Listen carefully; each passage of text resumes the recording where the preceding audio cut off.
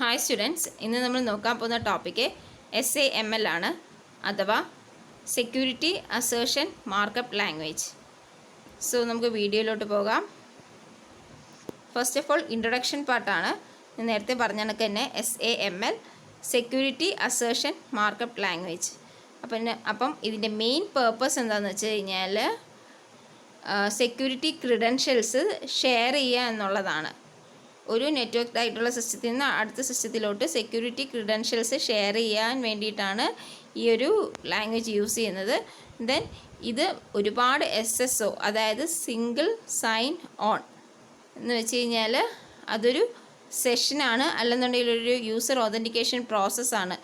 Authentication provide ചെയ്യാൻ വേണ്ടിയിട്ട് പല ആപ്ലിക്കേഷൻസിനും വെബ്സൈറ്റ്സിനും ഒക്കെ ഒതൻറ്റിക്കേഷൻ പ്രൊവൈഡ് ചെയ്യാൻ വേണ്ടിയിട്ടുള്ളൊരു പ്രോസസ്സാണ് SSO.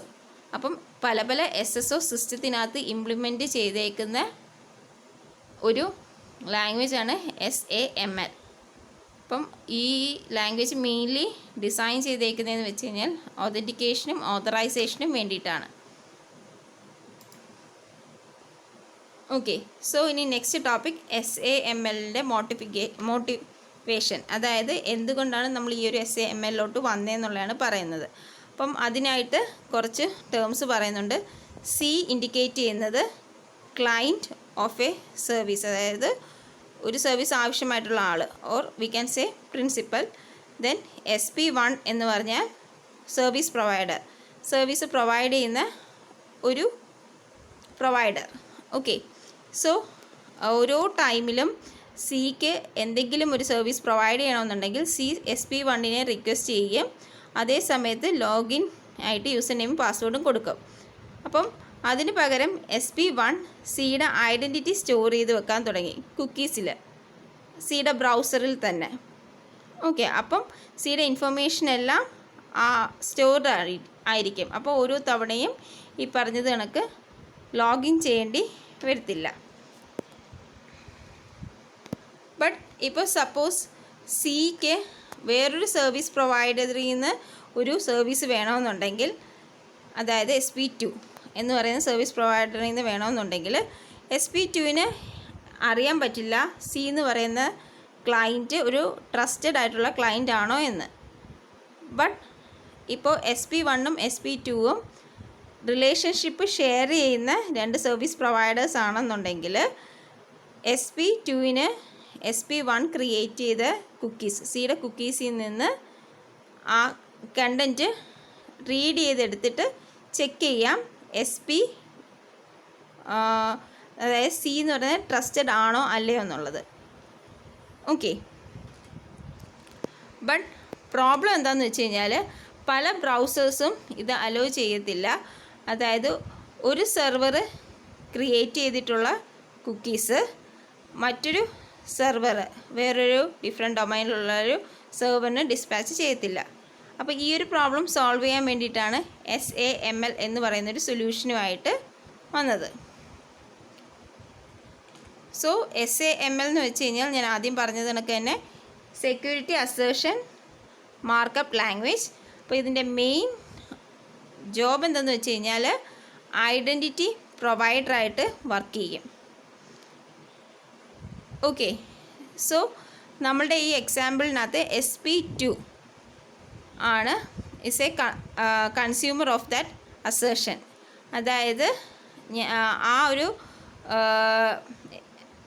SAML ക്രിയേറ്റ് ചെയ്യുന്ന ആ ഒരു പ്രൂഫ് വാങ്ങിച്ച് യൂസ് ചെയ്യുന്ന ആളാണ് SP2, സെക്കൻഡ് സർവീസ് പ്രൊവൈഡർ. അപ്പോൾ അതിനെ അതുകൊണ്ട് തന്നെ റിലേയിങ് പാർട്ടി എന്നാണ് വിളിക്കുന്നത്. ഓക്കെ, ഇനി 3 ടൈപ്സ് ഓഫ് SAML അസേർഷൻസ് ആണുള്ളത്.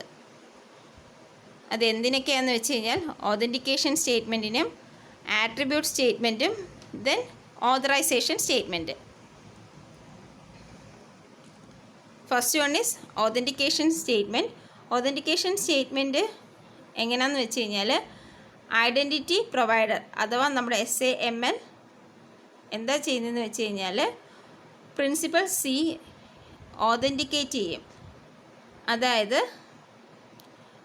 ഒരു പെർട്ടിക്കുലർ ഓതൻറ്റിക്കേഷൻ മെത്തേഡ് യൂസ് ചെയ്തിട്ട് അറ്റ് എ ടൈമിൽ ആ ക്ലയൻറ്റിനെ ഓതൻറ്റിക്കേറ്റ് ചെയ്യുന്ന സ്റ്റേറ്റ്മെൻറ്റാണ് ഓതൻറ്റിക്കേഷൻ സ്റ്റേറ്റ്മെൻറ്റ്. ദെൻ സെക്കൻഡ് സ്റ്റേറ്റ്മെൻറ്റാണ് ആട്രിബ്യൂട്ട് സ്റ്റേറ്റ്മെൻറ്റ്. അതായത് ക്ലയൻറ്റിന് എന്തൊക്കെ ആട്രിബ്യൂട്ട്സ് ഉണ്ടെന്ന് വെച്ച് കഴിഞ്ഞാൽ ആ ആട്രിബ്യൂട്ട്സിനെ വാല്യൂസിനെയൊക്കെ റെപ്രസെൻ്റ് ചെയ്യാനായിട്ട് യൂസ് ചെയ്യുന്ന സ്റ്റേറ്റ്മെൻറ്റാണ് ആട്രിബ്യൂട്ട് സ്റ്റേറ്റ്മെൻറ്റ്. ദെൻ മൂന്നാമത്തത് ഓതറൈസേഷൻ സ്റ്റേറ്റ്മെൻറ്റ്.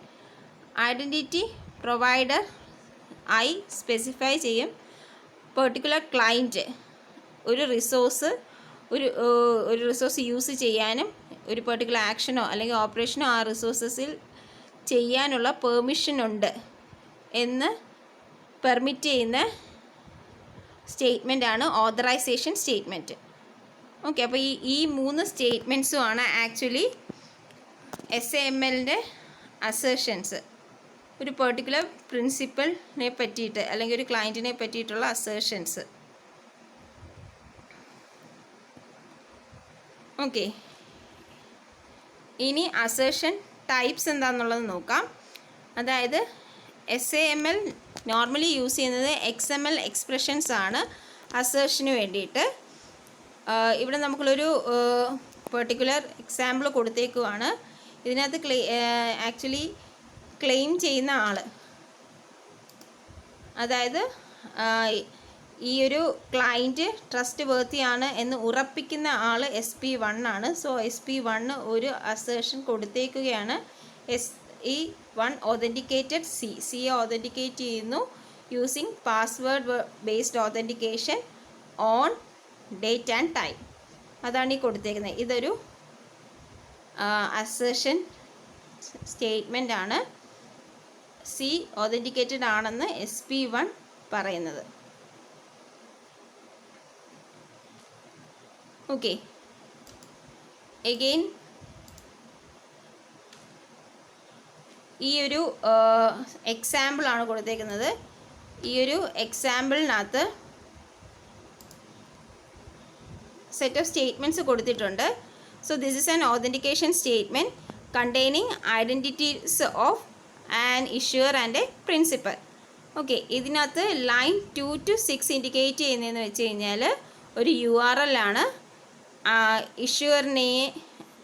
ഇഷ്യൂറിനെയും ദെൻ പ്രിൻസിപ്പളിനെയും ഐഡൻറ്റിഫൈ ചെയ്യാൻ വേണ്ടിയിട്ട് ഉള്ള URL ആണ്. ഇഷ്യൂറിനെ ഐഡൻറ്റിഫൈ ചെയ്യുന്നത് URL വെച്ചിട്ടും ആൻഡ് പ്രിൻസിപ്പളിനെ ഐഡൻറ്റിഫൈ ചെയ്യുന്നത് ഇമെയിൽ അഡ്രസ്സ് വെച്ചിട്ടുമാണ്.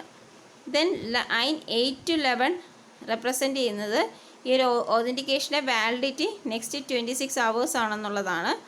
ദെൻ 12th ലൈന് ഇൻഡിക്കേറ്റ് ചെയ്യുന്നത് ഡേറ്റ് ആൻഡ് ടൈം, ആ പ്രിൻസിപ്പൽ ഓതൻറ്റിക്കേറ്റ് ചെയ്ത ഡേറ്റ് ആൻഡ് ടൈമും. ദെൻ ലൈൻ 13 ഇൻഡിക്കേറ്റ് ചെയ്യുന്നത് the principal was authenticated using a password transmitted across a protected channel എന്നാണ്. ഓക്കെ, അപ്പോൾ ആ ഒരു ഡീറ്റെയിലാണ് ലൈൻ 13-നകത്ത് സ്പെസിഫൈ ചെയ്തേക്കുന്നത്. സോ നേരത്തെ ഡിസ്ക്രൈബ് ചെയ്തേക്കുന്ന പോർഷനാണ് ഈ കൊടുത്തേക്കുന്നത്. നേരത്തെ എക്സാമ്പിൾ ഡിസ്ക്രൈബ് ചെയ്തേക്കാണ് ഈ ഒരു പോർഷനകത്ത്. എഗെയിൻ നെക്സ്റ്റ് ടോപ്പിക് എന്ന് വെച്ച് കഴിഞ്ഞാൽ ക്രിയേറ്റിംഗ് ഓർ കമ്മ്യൂണിക്കേറ്റിംഗ് അസേർഷൻസ്. അപ്പം ഇതിൻ്റെ ഒരു മെയിൻ SAMLൻ്റെ ഒരു മെയിനായിട്ടുള്ളൊരു ആപ്ലിക്കേഷനാണ് സിംഗിൾ സൈൻ ഓൺ. സോ അപ്പോൾ അത് നമുക്കൊരു റിയൽ വേൾഡ് സെനാരിയോ വെച്ചിട്ട് തന്നെ നോക്കാം. സോ ഒരു യൂസറുണ്ട്. ആ യൂസർ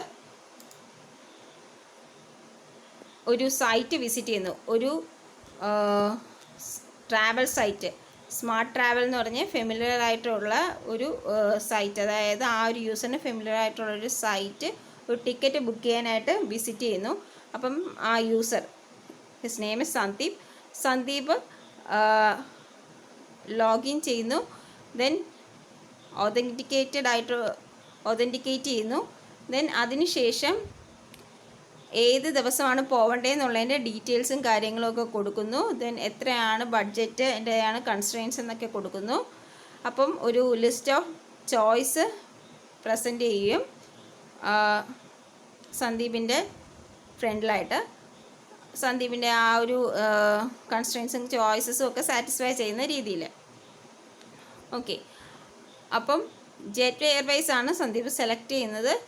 സോ അപ്പോൾ അതനുസരിച്ച് റിസർവേഷൻ ചെയ്യുകയാണ് ചെയ്യുന്നത്. പക്ഷേ സപ്പോസ് സന്ദീപ് ഒരു ഗോൾഡ് കസ്റ്റമറാണ്. അങ്ങനെയുള്ള ഗോൾഡ് കസ്റ്റമേഴ്സിന് ഈ ഒരു ട്രാവൽ സൈറ്റിൽ ഒരുപാട് ഓഫേഴ്സും കാര്യങ്ങളും ഉണ്ടെങ്കിൽ എങ്ങനെ നമ്മുടെ എയർവേസ്, അതായത് ഏതാണ് ബുക്ക് ചെയ്ത എയർവേസ്, എക്സാമ്പിൾ ജെറ്റ് എയർവേസ് ആണെങ്കിൽ ആ എയർവേസ് മനസ്സിലാക്കും സന്ദീപ് ഒരു ഗോൾഡ് കസ്റ്റമറാണ്, ഗോൾഡൻ കസ്റ്റമറിന് ഇങ്ങനെയൊക്കെ ഉള്ള ഓഫേഴ്സ് ഉണ്ട് എന്നെങ്ങനെ മനസ്സിലാക്കുക. അപ്പം ആ ഒരു ടൈമിലാണ് ആക്ച്വലി അസേർഷൻ്റെ കേസ് വരുന്നത്. സോ അങ്ങനെ ചെയ്യാൻ വേണ്ടിയിട്ട് സന്ദീപ് ആദ്യം തന്നെ വെബ്സൈറ്റിൽ കയറി ഒതൻറ്റിക്കേറ്റഡ് ആകുന്നു. ദെൻ അതനുസരിച്ച് ഡെസ്റ്റിനേഷൻ ഡീറ്റെയിൽസും കാര്യങ്ങളും എങ്ങോട്ടേക്കാണ് പോകേണ്ടതെന്നുള്ള ഡേറ്റും ടൈമും കാര്യങ്ങളും എല്ലാം എൻട്രി ചെയ്ത് കൊടുക്കുന്നു. ദെൻ സ്മാർട്ട് ട്രാവൽ മനസ്സിലാക്കുന്നു, ആ സന്ദീപിൻ്റെ ആ ഒരു ഒതൻറ്റിക്കേഷൻ ഡീറ്റെയിൽസ് വെച്ചിട്ടൊക്കെ മനസ്സിലാക്കുന്നു സന്ദീപ് ഒരു ഗോൾഡ് കസ്റ്റമർ ആണെന്നും. Then list of airlines present ചെയ്ത് കൊടുക്കുന്നു. ഓക്കെ, അപ്പം സന്ദീപിൻ്റെ ഏരിയ ഓഫ് ഇൻട്രസ്റ്റ് ചൂസ് ചെയ്യുന്ന ടൈമിൽ സ്മാർട്ട് ട്രാവൽ ഒരു SAML അസേർഷൻ ക്രിയേറ്റ് ചെയ്യുന്നു. ആ SAML അസേർഷനകത്ത് സന്ദീപിൻ്റെ ഒതൻറ്റിക്കേറ്റഡ് ആയിട്ടുള്ള ഡീറ്റെയിൽസ്, അതായത് സന്ദീപ് ഒതൻറ്റിക്കേറ്റഡ് ആയിട്ടുള്ള ഒതൻറ്റിക്കേറ്റഡ് ആയിട്ടുള്ള ലോഗിൻ നെയിമും പാസ്വേഡ് മെക്കാനിസവും അത് ഒരു അസേർഷനായിട്ട്, അതായത് ഒതൻറ്റിക്കേഷൻ അസേർഷനായിട്ടും, ദെൻ സന്ദീപ് ഒരു ഗോൾഡൻ കസ്റ്റമർ ആണെന്നുള്ളത് ആട്രിബ്യൂട്ട് അസേർഷനായിട്ടും, അങ്ങനെ സ്മാർട്ട് ട്രാവൽ ആ ഒരു സന്ദീപ് ആ ഒരു ഏരിയ ഓഫ് ഇൻട്രസ്റ്റ് ചൂസ് ചെയ്യുന്ന ടൈമിൽ സ്മാർട്ട് ട്രാവലിൽ ഒരു അസേർഷൻ SAML അസേർഷൻ ക്രിയേറ്റ് ചെയ്യും. ആ ക്രിയേറ്റ് ചെയ്യുന്നതിനകത്ത് രണ്ട് കാര്യങ്ങളാണുള്ളത്.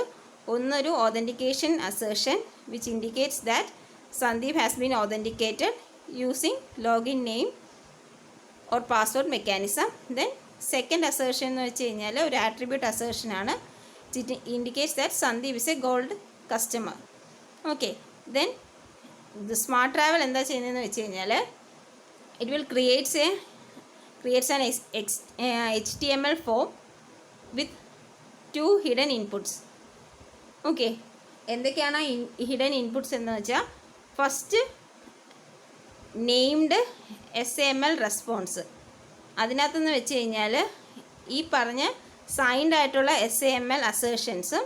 ദെൻ സെക്കൻഡ് ഹിഡൻ ഇൻപുട്ട് എന്ന് വെച്ച് കഴിഞ്ഞാൽ which is called relay state contains the URL of the resource required by Sandeep. Okay, അപ്പോൾ അതാണ് ഈ കൊടുത്തേക്കുന്നത്. സോ രണ്ട് ഹിഡൻ ഡോക്യുമെൻറ്റ്സ് അല്ലെങ്കിൽ ഹിഡൻ ഇൻപുട്ട് ഉള്ള ഒരു HTML ഫോം ക്രിയേറ്റ് ചെയ്യും. ദെൻ അതിനകത്ത് ഫസ്റ്റ് വൺ എന്ന് വെച്ചാൽ ഒരു SAML റെസ്പോൺസ് ആണ്. ആ റെസ്പോൺസിനകത്തുള്ളത് സൈൻഡ് SAML അസേർഷനും.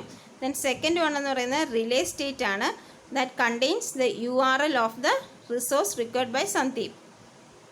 ഓക്കെ, അപ്പോൾ അതാണ് ഈ കൊടുത്തേക്കുന്നത്. അപ്പം വൺസ് സന്ദീപിൻ്റെ ബ്രൗസർ ഈ ഒരു ഫോം റിസീവ് ചെയ്യുമ്പോഴേക്കും ഇമ്മീഡിയറ്റ്ലി ജെറ്റ് എയറിലോട്ട് അതിൻ്റെ സൈറ്റിലോട്ട് റീഡയറക്റ്റ് ചെയ്ത് പോവുകയാണ് ചെയ്യുന്നത് റിസർവേഷന് വേണ്ടിയിട്ട്. ഓക്കെ, അപ്പം ഈ അസേർഷൻ ജെറ്റ് എയർവേസിൻ്റെ വെബ് സെർവറിന് കൺസ്യൂം ചെയ്തതിന് ശേഷം അതിൽ നിന്ന് മനസ്സിലാക്കും സന്ദീപ് ഒരു ഗോൾഡ് കസ്റ്റമർ ആണെന്നും ഇന്ന ഡിസ്കൗണ്ട്സും കാര്യങ്ങളും ഒക്കെ ഉണ്ട്, സ്പെഷ്യൽ ഫെയറും കാര്യങ്ങളും ഒക്കെയാണ് ഗോൾഡ് കസ്റ്റമറിന് പ്രൊവൈഡ് ചെയ്യുന്നത്. അപ്പോൾ അതനുസരിച്ചുള്ള ഡിസ്കൗണ്ടും കാര്യങ്ങളുമൊക്കെ പ്രൊവൈഡ് ചെയ്ത് കൊടുക്കുകയും ചെയ്യും. സോ ഇതാണ് അസേർഷൻ്റെ വെച്ചിട്ടുള്ള കാര്യങ്ങൾ.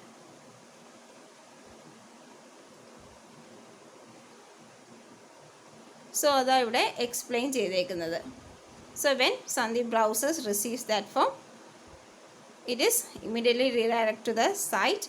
Then assertions are consumed by the Jet Airways web server. Then അതിൽ നിന്ന് മനസ്സിലാക്കും സന്ദീപ് ഒരു ഗോൾഡൻ കസ്റ്റമർ ആണെന്നുള്ളത്. ഓക്കെ, സ്പെഷ്യൽ ഫെയർസും കാര്യങ്ങളും ഒക്കെ കൊടുക്കുകയും ചെയ്യും. Next benefits of SAML authentication ആണ്. First one is standardization. അതായത് പർട്ടിക്കുലർലി ഒരു ടോപ്പിക്കിലും അല്ലെന്നുണ്ടെങ്കിൽ ഒന്നിനെയും ഒരു സ്റ്റാൻഡേർഡ്, അതായത് SAML എന്ന് പറയുന്നൊരു സ്റ്റാൻഡേർഡ് ഫോമാറ്റാണ്.